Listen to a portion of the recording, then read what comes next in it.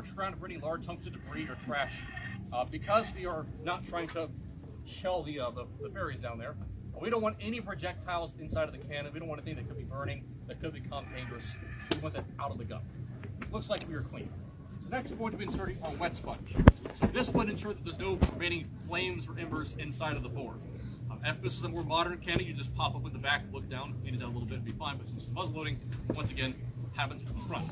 But as I'm covering this end, and as he pushes the wet sponge down, all the air is forced out the front of the cannon. So as he pulls the sponge back out, it actually creates a vacuum, which is going to ensure that if there were any embers inside, that would have doused it entirely.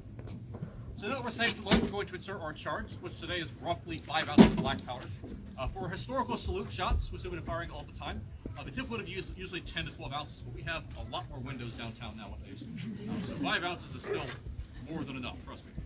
We'll ram it down in the back of the cannon, setting that charge is right about here underneath my thumb.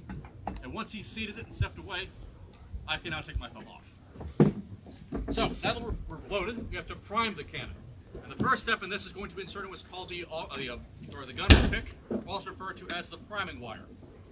Large brass spike, just going to poke a hole in the charge in the back of the cannon, allowing us access to the powder charge on the inside. And for our last step in loading this, we're now going to insert our ignition system. Now, if you've ever watched a movie that has a cannon like this in it, 9 times out of 10, they'll use a very long wooden stick with a piece of rope on the end that's burning. That is called a match and linstock. It was a very old way of firing cannons like this. And by the time this cannon came out, they were already looking for new methods to fire off cannons, such as this thing, the friction primer. Ooh. Fancy. So, kind of explain what this is.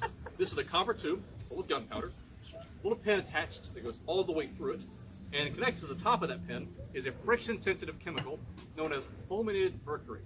If you've ever fired a cap gun as a kid or done muzzleloading hunting, all those caps you use, same chemical.